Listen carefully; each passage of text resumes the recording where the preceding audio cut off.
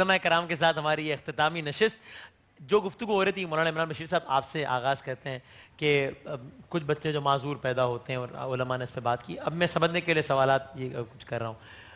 ہم نے یہ سنا ہے علماء کرام سے کہ قرآن مجید میں اللہ تعالیٰ فرماتے ہیں، ویسے ہمارے یہ عقیدہ ایمان ہے کہ اللہ تعالیٰ کی ہر چیز کسی بھی نقص سے پاک ہے، عیب دار نہیں ہے اس کی کوئی بھی شے. ہم دنیاوی کانٹیکسٹ میں تو ایسے بچوں کو ہم ٹھیک ہے ہم اسپیشل بچے کہتے ہیں اور وہ سارا کچھ ان کا عزت احترام ہونا چاہیے سارا کچھ، لیکن ذہن میں تو یہ ہے نا کہ یہ عیب دار ہے. اب میں صحیح الفاظ کی تلاش میں ہوتا ہے عیب دار کہ ہاں یار اس میں یہ چیز مسنگ ہے، اور دوسری طرف ہم یہ کہتے ہیں کہ اللہ تعالیٰ کی تو ہر چیز کامل ہے، اس میں کوئی عیب ہو ہی نہیں سکتا. تو پھر یہ کیا ہے ذرا سمجھائیے. بسم اللہ الرحمن الرحیم. اصل میں وسیم بھائی اللہ جل جلالہ نے اس دنیا کو بھی بنایا اور آخرت کو بھی بنایا. صحیح ہے. اصل جو مقام ہے وہ آخرت کا ہے. یہاں کے دکھ درد کو دکھ درد نہیں کہا جائے گا، یہاں کی غمی کو خوشی نہیں کہا جائے گا. جیسے یہ عارضی ہے، یہاں کا سارا کچھ رہنا بھی عارضی ہے.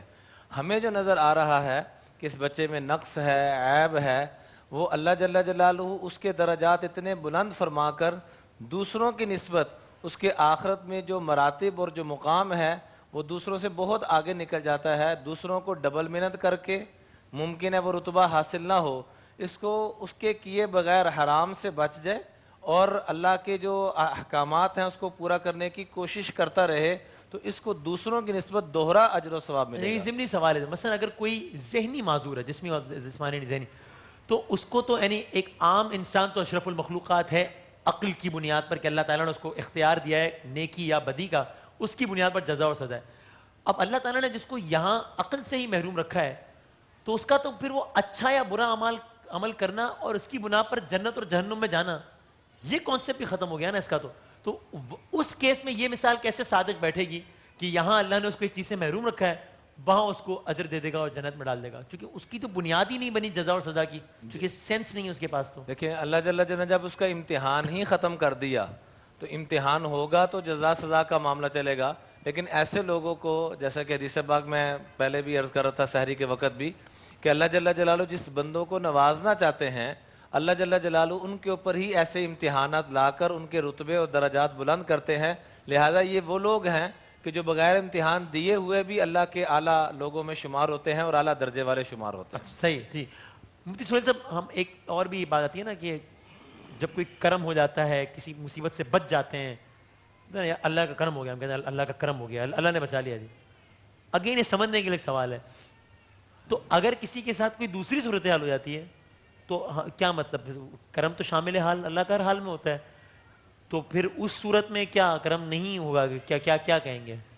بسم اللہ الرحمن الرحیم. اللہم صلی علی سیدنا و مولانا محمد وعلی آلہ و اصحابہ وبارک وسلم. یہ ایک بچی نے روزہ رکھ لیا ہے میرا خیال ہے، اس کو روزہ ابھی سے لگنا شروع ہو گیا. آپ کی باتوں کا جواب یہ ہے کہ اللہ رب العالمین قرآن کریم میں ارشاد فرماتا ہے کہ عسیٰ ان تکرہوا شیئا وہو خیر لکم وعسیٰ ان تحبوا شیئا وہو شر لکم. دیکھیں ایک کمپنی ایک چیز پروڈیوس کرتی ہے نا، اس کی اچھائی برائی ساری اس کمپنی کے پروڈیوس کرنے والے کے علم میں ہوتی ہے. جو پروڈیوسر ہوتا ہے اسے معلوم ہوتا ہے کہ اس میں کیا خرابی کیا نہیں، ساری حکمتیں وہ جانتا ہے. ایک انسان ہو کر یہ ساری حکمتیں جانتا ہے، لیکن اس کی حکمت، اس کا انسان ہونا اس کی آڑے آتا ہے. وہ انسان خطا کا پتہ، غلطی بھی ہو سکتی ہے. صحیح ہے. لیکن آپ دیکھیں کہ اللہ تبارک و تعالیٰ نے دنیا آخرت زندگی کائنات کے ذرے ذرے کو پیدا فرمایا، تو اس کا علم انسانوں کے بارے میں بلکہ تمام کائنات کے بارے میں علم قطعی ہے، ظنی نہیں ہے. ٹھیک ہے نا؟ صحیح ہے. جو چیز ہمیں مثال کے طور پر خدا نخواستہ اچانک ہم کہیں جا رہے ہیں اور اوپر سے کوئی بڑا پتھر آیا، ہم بچ گئے، یا ایکسیڈنٹ ہوا، آپ نے سوشل میڈیا پر کئی مناظر دیکھے ہوں گے اور وہ آدمی بچ جاتا ہے، تو یہ بھی خیر ہے، اللہ تبارک و تعالیٰ نے کرم فرمایا. اچھا بعض اوقات ایسا بھی ہوتا ہے کہ آپ راستے میں جا رہے ہیں، کوئی وجہ نہیں، اچانک آپ کو ٹھڈا لگا، آپ گر گئے، یا خدا نخواستہ ایکسیڈنٹ ہو گیا. تو اب اس میں کیا حکمت ہے کیا نہیں اللہ رب العالمین زیادہ بہتر جانتا ہے. یا آپ کو کہیں پر انعام ملنے والا تھا، یا کہیں آپ کو پیسے کی امید تھی مال حلال کی، وہ نہیں مل سکا، کیوں؟ اللہ رب العالمین جانتا ہے کہ آپ کے لیے کیا بہتر ہے، اور کیا نہیں بہتر. تو اسی لیے وہ فرماتا ہے کہ تم کسی چیز کو مکروہ جانتے ہو، ناپسند کرتے ہو، حالانکہ وہ تمہارے لیے بہتر ہوتی ہے. اور بسا اوقات کسی چیز کو تم پسند کرتے ہو لیکن وہ تمہارے لیے بہتر نہیں ہوتی. ٹھیک ہے. دوسری بات جو ابھی علامہ عمران بشیر صاحب نے بھی فرمائی، دیکھیں بات یہ کہ ساری حکمتیں وہ جانتا ہے. اس پر دال قرآن کریم کی یہ آیات ہیں جس میں موسیٰ علیہ السلام اور خضر علیہ السلام کا واقعہ ہے. خضر علیہ السلام کے پاس علم لدنی تھا. اچھا بار بار موسیٰ علیہ السلام سے کہتے ہیں کہ ما لم تستطع علیہ صبر، آپ صبر نہیں کر پائیں گے کیونکہ میں ان کاموں پر معمور ہوں، آپ ان کاموں پر معمور نہیں ہیں. کہا نہیں، میں آپ کے ساتھ رہنا چاہتا ہوں. اللہ کی بارگاہ میں درخواست کی تھی.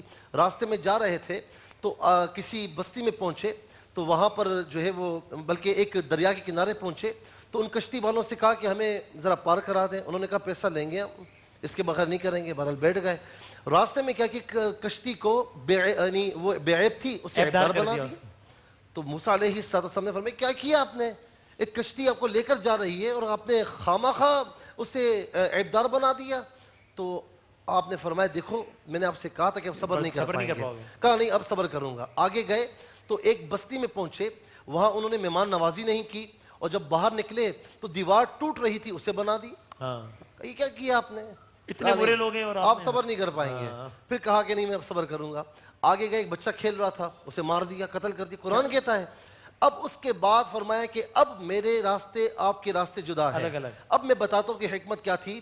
اللہ رب العالمین نے مجھے معمور کیا تھا. جو کشتی میں نے عیبدار بنائی، آگے ایک بادشاہ تھا جو ہر بے عیب کشتی کو قبضے میں لے لیا کرتا تھا اور یہ بھائی تھے سارے معذور تھے. میں نے یہ کام اس لیے کیا ہے تاکہ وہ اس کشتی پر قبضہ نہ کر سکیں، ان کی روزی روٹی چلتی رہے. دیوار میں نے اس لیے بنائی کہ اس بچے کا والد، یہ ایک بالکل بچہ ہے، یتیم بچہ ہے، اس کے والد بڑا نیک آدمی تھا. تو دیوار اس لیے بنائی کہ یہاں پر اس کا خزانہ مدفون ہے جو اسے ملنے والا ہے. اور لڑکے کو اس لیے مارا کہ وہ کافر تھا، بڑے ہو کر وہ اپنے والدین کو بھی کافر بناتا. میں نے اس لیے یہ کام کیا ہے، اللہ کی جانب سے معمور تھا. تو اللہ تبارک و تعالی تمام حکمتوں کو جانتا ہے، ہم نہیں جانتے. ہم صرف باتیں کر سکتے ہیں، سوچ سکتے ہیں، دلائل پیش کر سکتے ہیں. ٹھیک ہے. تو اس گفتگو کی بنیاد بتائے گا کہ پھر کیا بہتر یہ ہے کہ اس معاملے میں پھر زیادہ تفکر نہ کیا جائے کہ بھئی ایسا کیوں ہوا اور ایسا کیوں نہیں ہوا، چونکہ یعنی اسی پہ اکتفا کر لینا بہتر ہے کہ بھئی یہ جو بھی ہے اللہ تعالیٰ کی مسجد. میں ایک جملہ کہوں گا. اب کوئی یہ کہے کہ یار آپ کو اللہ رب العالمین نے اتنا دیا مجھے نہیں دیا، یہ اللہ کی تقسیم ہے. ٹھیک ہے. اس تقسیم پر راضی رہنا ہوگا. ٹھیک ہے. اور اس پہ زیادہ تفکر، تدبر یا اعتراض نہیں کرنا چاہیے. مفتی بالکل آپ نے صحیح فرمایا کہ جو اللہ تبارک و تعالیٰ عطا کر دے اس پہ ایک تو راضی رہنا چاہیے. دوسرا یہ کہ جو آپ نے فرمایا نا کہ اس میں ہمیں غور نہیں کرنا چاہیے. دیکھیں ہمیں نبی کریم علیہ السلام نے فرمایا کہ تفکروا فی آلاء اللہ ولا تفکروا فی ذات اللہ. اللہ کی صفات میں غور کرو، اس کی ذات میں غور نہ کرو. اچھا، یعنی اس کی ذات کا تحقق ممکن نہیں ہے. ویسے تو صفات کا بھی، لیکن صفات کے ذریعے اس کی معرفت حاصل ہوتی ہے. اچھا اس کی پہچان ملتی ہے، اس کا شعور ملتا ہے. تو کیا کیا اللہ تعالیٰ کی شان ہے. اللہ تعالیٰ قدیر ہے، اللہ تبارک و تعالیٰ حکیم ہے، اللہ تعالیٰ حکمت والا ہے، قدرت والا ہے، اللہ تبارک و تعالیٰ جاننے والا ہے. ان چیزوں سے اللہ کی معرفت حاصل ہوتی ہے. تو لہٰذا ان چیزوں میں اللہ تعالیٰ کی صفات میں غور کرنے کا ہمیں حکم دیا گیا ہے. اور ظاہر سی بات ہے کہ صفت خلق اللہ تعالیٰ کی صفت ہی ہے. صحیح ہے. اس کی ذات کا ایک یہ سمجھ لیں کہ حصہ ہے کہ خلق جو ہے اس کی صفت ہے، اللہ تعالیٰ کی اس کی صفات سے تعلق رکھتا ہے. اور یہ ساری گفتگو اس کی صفت خلق کے حوالے سے ہو رہی ہے. صحیح ہے. تو غور کرنے سے اور بعض جیسے مفتی صاحب نے قرآن کا حوالہ دیا، ان چیزوں کو پڑھنے سے پتہ چلتا ہے کہ واقعی حکمتیں تو ہیں. وہ کبھی کبھی کسی پہ ظاہر کرتا ہے اور کسی پہ نہیں ظاہر کرتا. کچھ چیزیں جو ہیں اس نے شرع میں واضح بیان کر دی، کچھ چیزیں واضح نہیں بیان کی. جہاں سے بات آغاز ہوئی تھی میں عرض کروں کہ پہلے کانسیپٹ بالکل کلیئر ہونا چاہیے. بے عیب صرف اللہ کی ذات ہے. میں اور آپ پیدا اس نے کیا، عیب ہو سکتا ہے. بے عیب سبحان صرف اللہ کی ذات ہے. ہر عیب سے پاک یہ اللہ تعالیٰ کی ذات ہے. اللہ تبارک و تعالیٰ عقیدہ یہ ہے کہ شان سبحان، شان صمدیت یہ اللہ تعالیٰ کی ہے. یہ کہنا ٹھیک ہے کہ اس کی بنائی ہوئی شے اسی کی مرضی کے تحت عیبدار ہو سکتی ہے. میں اس کو اپنے لفظوں میں پیش کروں گا. اچھا آپ دیکھیں شریعت میں ہمیں یہ بتایا گیا کہ کہ اللہ تعالیٰ کی راہ میں جو آپ جانور قربان کرتے ہو عیب دار نہیں ہونا چاہیے. کہا مطلب گیا عیبدار جانور بھی تو ہوتے وہ ہیں نا؟ جانور کس نے پیدا کیا؟ اللہ تعالیٰ نے. اسی طریقے سے آپ دیکھیے کہ بہت ساری چیزوں میں ہمیں عیوب کے حوالے سے بتایا جاتا ہے کہ آپ جو ہے وہ عیب دار چیز کو چھپایا مت کرو، ظاہر کیا کرو. لین دین کے اندر بھی احکام دیے گئے ہیں. کہنے کا مقصد یہ ہے کہ ایک یہ ہے کہ اللہ تعالیٰ کی صفت خلق میں عیب ہونا یہ ناممکن ہے. ہاں ہاں ہاں ہاں صفت خلق عیب نہیں رکھتی ہے. ہاں اس نے جو چیز خلق کر کے ظاہر کی مخلوق، چاہے وہ کوئی بھی مخلوق ہو، جمادات ہو، نباتات ہو، انسان ہو، صحیح، جنات ہو، ہاں. الغز کچھ بھی ہو، اس کے اندر کمی بیشی ہو سکتی ہے اور کیوں ہو سکتی ہے وہ بہتر جانتا ہے. بالکل بالکل اسی پہ آپ. بسم اللہ الرحمن الرحیم. دیکھیے ایک چیز میں بظاہر عیب ہونا ایک اور بات ہے اور اس کو شر کہنا یہ ایک اور بات ہے. اچھا خیر ہی خیر ہے اس کی طرف سے، شر نہیں ہے. اچھا اس کی مثال پتہ ہے کیا ہے؟ تھوڑا سا ہمیں اس آئیڈیالوجی کو سمجھنا پڑے گا جس پر اسلام بیس کرتا ہے. بسم اللہ الرحمن الرحیم. بالکل پہلے پارے کی ابتدا میں الف لام میم ذالک الکتاب لا ریب فیہ ھدی للمتقین. یہ کتاب ہدایت ہے متقین کے لیے. متقی کی پہلی صفت کیا ہے؟ الذین یؤمنون بالغیب ویقیمون الصلاۃ ومما رزقناہم ینفقون. نماز کا قیام بھی بعد میں ہے. پہلے ایک چیز ہے الذین یؤمنون بالغیب. مومن وہ ہوتا ہے جو غیب پر ایمان رکھتا ہے. ہمارے پورے دین کی بنیاد ہی اس بات پر ہے کہ جب کہ غیب پر ایمان. یعنی غیب کا مطلب یہ ہے وہ چیز جو ہمارے سامنے نہیں ہے، ظاہر نہیں ہے. کچھ ہے ایسا کہ جو اللہ سبحانہ و تعالیٰ کے علم میں ہے، جو اس نے ابھی تک ظاہر نہیں کیا ہوا. اور قیامت بھی غیب ہے اس وقت، جنت جہنم بھی غیب ہے اس وقت، ہماری نگاہوں کے سامنے تو نہیں ہے.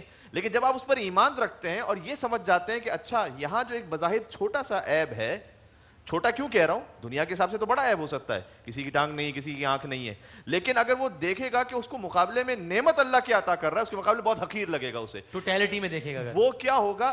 یہ ہو ہی نہیں سکتا تصور جب تک آپ اس غیب پر ایمان نہ رکھیں. اب مثال کے طور پر میں آپ سے ایک بات کہتا ہوں یہاں سمجھانے کے لیے. مثال کے طور پر آپ کو یہ روائی کی طرف سے کہا، ایک مثال دے رہا ہوں فقط. کہا جائے آپ نے ٹرانسمیشن رمضان کی، پوری رمضان کی ٹرانسمیشن کھڑے ہو کے کرنی ہے، بیٹھ کے نہیں کر سکتے فار واٹ ایور ریزن. اچھا ٹھیک ہے. آپ کے لیے ایک مشکل آ گئی، یار یہ تو بڑا مشکل کام ہے. ایک تو ویسے ہی میں پورا 24 گھنٹے آن ایئر ہوں اور اس میں بھی میں کھڑے ہو کے ٹرانسمیشن کیسے کر سکتا ہوں؟ ٹھیک. میں نے کہا یار یہ تو بھائی یہ بہت مشکل کام ہے، بہت سخت ہے یہ. صحیح ہے. انہوں نے کہا لیکن اس کا انعام یہ ہے کہ جو کچھ بھی آپ کو عطا کیا جا رہا ہے رزق حلال ہے، وہ اس میں ملٹی پلائی بائی 1000 ہے. ٹھیک ہے. تو آپ سوچیں گے تو صحیح یار کہ ہاں ٹھیک ہے ٹرائی چلو مار لو. زحمت تھوڑی سی اٹھا لو، آگے کیا ہے یار، بہت بڑا اجر ہے. بہت بڑا ہے. صحیح. اس کے مقابلے میں یہ تکلیف بہت کم لگے گی. ابھی تو میں نے 1000 کی مثال دی تو آپ سوچیں گے جو کچھ اگر ملٹی پلائی بائی ملین ہو جائے تو آپ کہیں گے یار ٹھیک ہے بالکل 100% ڈن. مثال دے رہا ہوں. ٹھیک ٹھیک ٹھیک. فرض کیجئے یہ مثال احادیث میں اس طرح سے آئی ہے کہ ایک خاتون آئی سیدہ فاطمہ سلام اللہ علیہا کے پاس اور شرعی مسئلہ پوچھا، دوسرا شرعی مسئلہ ٹھیک پوچھا، ہے. تیسرا پوچھا، چوتھا پوچھا. اسے گلٹ فیل ہونے لگا یار میں بار بار کتنا پوچھوں. کہ ہاں ٹھیک. تو جیسے شرمندگی کے آثار اس کے چہرے پر آئے، بیوی نے کہا کہ تم فکر نہ کرو، جتنا پوچھنا ہے پوچھو، اس لیے کہ اس کے مقابلے میں جو مجھے اجر مل رہا ہے وہ اس سے اس کا تم تصور بھی نہیں کر سکتے. اور پھر بیوی نے مثال دی کہ اگر تم سے یہ کہا جائے، ایک چھوٹی سی چیز تھی، بعض علماء کہتے ہیں کاغذ تھا یا ایسی کوئی ہلکی سی چیز، کہ اگر تم سے کہا جائے کہ یہاں سے اٹھا کر اسے وہاں لے جاؤ، ٹھیک ہے. اور اس کا انعام یہ ہے کہ زمین و آسمان میں جتنا سونا اور چاندی ہے سب تجھے عطا ہو جائے گا، تو تجھے یہ تکلیف محسوس ہوگی؟ اس نے کہا کچھ بھی نہیں، کچھ بھی نہیں ہوگا، احساس ہی نہیں ہوگا. تو بیوی نے کہا کہ یہ جو ہے یہ بہت حقیر اور کم ہے اس کے مقابلے میں جو اللہ سبحانہ وتعالی ہمیں جنت میں عطا کرنے والا ہے. ٹھیک ہے. تو الذین یؤمنون بالغیب، یہ تصور ہی اس وقت آئے گا کہ جب آپ غیب پر ایمان رکھیں، جب تصور رکھیں کہ کچھ ہے. اگر آپ لائف آفٹر ڈیتھ پہ بلیو نہیں کرتے نا ہاں تب جا کر یہ سب مشکل لگے گا سوال معاملہ. پوچھنے لگا تھا. پھر آخری راؤنڈ کا پہلا سوال آپ سے ہی پوچھوں، میں یوں چلا دوں یہ ٹھیک ہے. کہ یہ اس چیز کو میں لاجیکلائز اس وقت کر پاتا ہوں جب میں ایک مسلمان ہو کے بات کروں. But if for example God forbid if I am a non believer, بالکل then this argument may not make sense to me. اس بندے کو کیا سمجھائیں؟ اس کا تو بلیو نہیں ہے. یہ بہت اچھی بات ہے. اس کا جواب یہ ہے کہ جب آپ اس نان بلیور سے بات کریں گے تو آپ بات کا آغاز اس مسئلے سے نہیں کریں گے. آپ بات کا آغاز کریں گے کہ بھائی پہلے آپ توحید کو سمجھو، پہلے مانو کہ کوئی خدا ہے یا نہیں ہے، پہلے مانو کہ وہ خدا اگر ہے تو وہ واحد ہے یا نہیں ہے. جب آپ وہاں سے بات شروع کریں گے اس کے بعد آپ اس کو ٹریک پہ لے کر آئیں گے کہ اچھا کوئی خدا ہے، اس کی جانب سے حتماً خیر ہی خیر ہے، تو پھر اس نے جس جہاں کو خلق کیا ہے تو اس کی محدودیت ہے، لہٰذا اس نے ایک اور جہان خلق کیا ہے. جب تک آپ یہ پورا سیکوینس نہیں بنائیں گے، آپ درمیان سے فرض کیجئے آپ ایک نان مسلم مسلم آپ سے یہ پوچھتا ہے بھائی تم فجر کی 2 رکعت کیوں پڑھتے ہو, یہ میری تو سمجھ میں نہیں آ رہا. اب آپ اس کو لاکھ دلیل دیتے رہیے, آپ فجر کی 2 رکعت سے سمجھائیں گے نہیں, آپ یہ سمجھائیں گے کہ ایک خالق ہے جس نے یہ حکم دیا ہے, اور چونکہ اس کے ہر حکم میں حکمت اور مصلحت ہے, بلکہ وہ خالق کی حکمت ہے, تو آپ کو روٹ سے آغاز کرنا پڑے گا کسی بات کو سمجھانے کے لیے. اسی خاطر ہے کہ حسنات الابرار سیئات المقربین, یہ کہا جاتا ہے کہ کچھ ابرار کی نیکیاں ہوتی ہیں وہ مقربین کے لیے برائی بن جاتی ہے. مثلا فرض کیجئے کہ ایک شخص ہے, اس نے فجر کی نماز پڑھی, صحیح, ایک عام مسلمان ہے, کہا جائے گا بہت اچھی بات ہے, ٹھیک ہے, آخر وقت میں پڑھی, قضا تو نہیں کی نا, بہت اچھا ہے. لیکن اگر کوئی بہت مقرب ہو, نہیں, وہ فقط اس چیز پہ اکتفا نہیں کرے گا, وہ خالی ان چیزوں کو نہیں دے کر, اگر اس نے آخر وقت میں فجر کی نماز پڑھی, کہا جائے گا نہیں بھائی تم سے مسٹیک, تم تو تہجد والے تھے, تم یہ کہا. تو ہر ایک کا مینٹل لیول الگ الگ ہے. اچھا, لیول پہ جب آپ جا کے جاتے ہیں تو پھر آپ کو دنیا کی بظاہر ہر مشکل, جب اس لیول پہ پہنچ جاتے ہیں, اتنی حقیر لگنے لگتی ہے.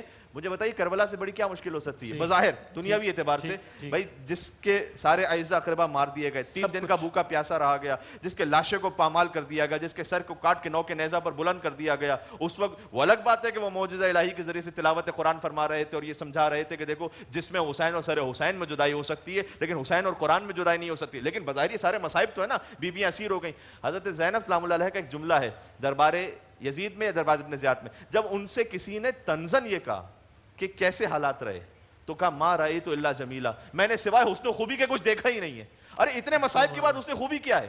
اس لیے کہ جو مقربین ہوتے ہیں اس منزل پر ہوتے ہیں کہ وہ دیکھ, غیب پر جتنا آپ کا یقین زیادہ ہوگا اور اٹیچمنٹ وہاں سے زیادہ ہوگی, خود بخود آپ یہاں سے وہاں ریلیٹ کر پائیں گے. اچھا اتنی تکلیف, ریوارڈ کتنا ہے, بس اس میں اتنا سمجھ جائیں آپ, تو پھر آپ کو یہ چیزیں چھوڑیں, سب کا سب معاملہ حل ہو جائے گا. میں اس میں اتنا عرض کروں گا کہ حدیث پاک میں آتا ہے اشد الناس بلاء الانبیاء ثم الاقرب فالاقرب, سب سے زیادہ آزمائشیں انبیاء علیہم السلام پہ آتی ہیں, امتحانات اور تکالیف, اور جو ان کے جتنا قریب ہوتا چلا جائے گا اس پہ آئیں گے.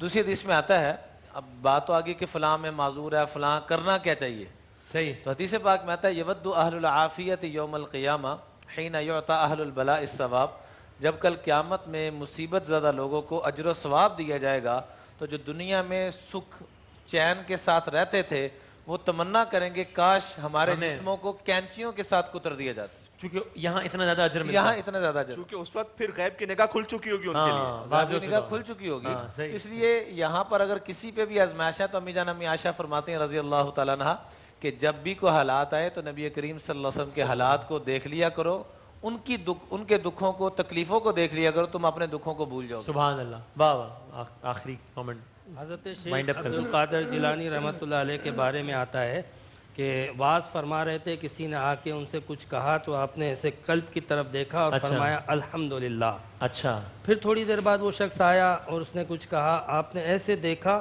اور فرمایا الحمدللہ. اچھا, بعد میں ان سے پوچھا گیا کیا معاملہ تھا, تو بتایا کہ مجھے میرے خادم نے بتایا کہ آپ کا جو فلاں جہاز میں, پانی کے جہاز میں جو مال آ رہا تھا وہ اس کو نقصان ہو گیا. اچھا, تو کہا میں نے اپنے دل کی طرف توجہ کی کہ اس نقصان سے کوئی دل میں اور تعلق باللہ میں تو حرج نہیں آیا, تو کچھ نہیں آیا. میں نے کہا الحمدللہ. پھر اس نے اطلاع دی کہ آپ کا مال جو ہے وہ بچ گیا ہے. تو پھر میں نے توجہ کی کہ کیا اس وجہ سے بھی تو مجھے کوئی دل میں کوئی خلل پیدا تو نہیں ہوا تعلق میں, تو میں نے دیکھا کوئی خلل پیدا نہیں ہوا, تو میں نے کہا الحمدللہ. یہ وہ بات ہے جو حضرت نبی کریم علیہ السلام کے حوالے سے, قرآن پاک کے حوالے سے, اہل بیت اطہار کے حوالے سے, کربلا کے حوالے سے جو قربانیاں ذکر کی ہیں, تو وہ قرآن کیا فلسفہ دیتا ہے, وبشر الصابرین. یہ آزمائشیں, یہ کمی بیشی, یہ تکلیفیں, یہ کلفتیں, یہ صعوبتیں آتی رہیں گی, لیکن کامیاب وہ ہے کہ کون ثابت قدم رہتا ہے, کون صبر پہ قائم رہتا ہے, کس کے پائے استقلال نہیں ڈگمگاتے, وہ کامیاب. جزاک اللہ, جزاک اللہ. دیکھیں میں ایک بات یہ کہوں گا کہ ایک تو یہ ہے کہ جب کوئی بیمار ہوتا ہے نا, سخت بیمار, تو اللہ تعالیٰ فرشتوں سے فرماتا ہے کہ جاؤ میرے بندے کے پاس تو جاؤ, کیا کہہ رہا ہے.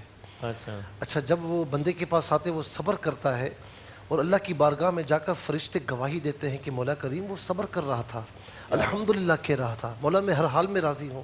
تو پھر کیا ہوا کہ اللہ رب العالمین فرماتا ہے کہ تم گواہ رہنا, اگر میں نے اسے صحت دی تو اس سے بہتر وجود اس کو عطا فرماؤں گا, اس سے اچھی طاقت اس کو عطا فرماؤں گا, اور اگر اس مرض میں وہ مر گیا ہاں۔ تو اس حال میں مرے گا کہ سارے گناہوں کی اس کی بخشش ہو جائے گی۔ ہاں تو یہ بہت بڑا ہمارے لیے آزمائش بھی ہوتی، امتحان، جتنی آزمائش جتنا امتحان صبر اتنا ہو تو آپ تصور نہیں کر سکتے کہ اللہ رب العالمین کتنا عطا فرماتا ہے۔ ایک بزرگ نے ایک شخص کو دیکھا جو آنکھوں سے نابینا، اس کے ہاتھ نہیں ہیں اور پاؤں سے اپنے آپ کو گھسیٹتا جا رہا ہے اور الحمدللہ الحمدللہ کہتا جا رہا ہے۔ تو اس بزرگ نے کہا کہ تمہاری آنکھیں بھی نہیں ہیں، تمہارے ہاتھ بھی نہیں ہیں اور پھر بھی تم اللہ کا اتنا شکر ادا کر رہے ہو۔ تو وہ فرمانے لگے، وہ بھی کوئی اللہ کے ولی تھے، فرمانے لگے میں تو اس کے بارے میں سوچ رہا ہوں کہ جس کی آنکھیں بھی نہیں ہیں، جس کے ہاتھ بھی نہیں ہیں، جس کے پاؤں بھی نہیں ہیں، وہ کیا کرتا ہوگا۔ اے یہ اللہ کا شکر ہے کہ اس نے مجھے پاؤں عطا فرمائے کہ میں چل پھر رہا ہوں۔ اور آخری بات میں عرض کروں گا کہ یاد رکھنا کہ جب اللہ تعالیٰ ایک چیز لیتا ہے نا تو دوسری چیزیں اتنی وافر مقدار میں عطا فرماتا ہے۔